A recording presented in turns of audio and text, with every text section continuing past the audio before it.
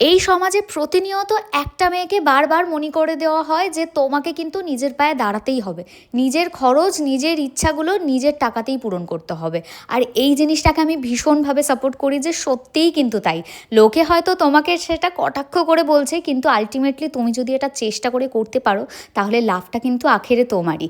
এই যে জয়দিকে দেখছো, নিজের দমে কিন্তু এত বড় একটা বিজনেস দাঁড় করিয়েছে। না, আমাকে এই তারিফ করার জন্য কোনো পেমেন্ট জয়াদি করেনি, আমি তোমাদেরকে নিজে থেকেই বলছি।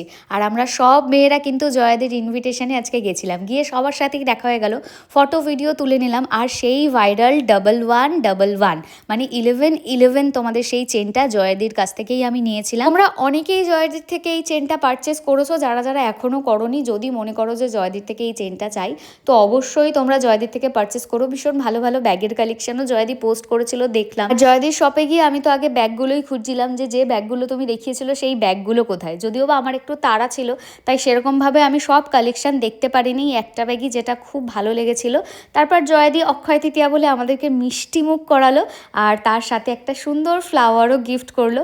বেশ ভালো লাগে যখন কোনো মেয়েকে এরকমভাবে সাকসেস পেতে দেখি, তার নিজের পায়ে দাঁড়ানোটা দেখি। একটা মেয়ে হয়ে মেয়েকে সাপোর্ট করবো না তো কি করব বলো। আর আমরা কিন্তু এখনকার জেনারেশন মেয়েরা না, সবাইকে কিন্তু সাপোর্ট করে চলতেই ভীষণ পছন্দ করি। আমাদের মধ্যে সেই হিংসা ভাবটা খুব একটা নেই। হিংসা তারাই করে যারা এখনও লাইফে সাকসেসফুল হতে পারেনি, তারা বাড়িতে বসে অন্যের লাইফ দেখে আফসোস করে আর তারা জেলাস ফিল করে। বাট যে নিজে সাকসেসফুল, সে আর একটা সাকসেসফুল মেয়েকে দেখে কখনো কিন্তু জেলাস ফিল করে না। আর এটাই হচ্ছে রিয়ালিটি। চলো রোজকারের মতো স্কিন কেয়ার করে এখন ঘুমাতে যাব। বাকিটা তোমাদের সাথে না হয় অন্য ব্লগে শেয়ার করব। ভিডিওটা ভালো লাগলে একটা লাইক, কমেন্টস আর শেয়ার করো, আর সাবস্ক্রাইব করে দিও আমার ইউটিউব চ্যানেলটাকে। ওকে, চলো দেখা হবে নেক্সট ভিডিওতে। বাই।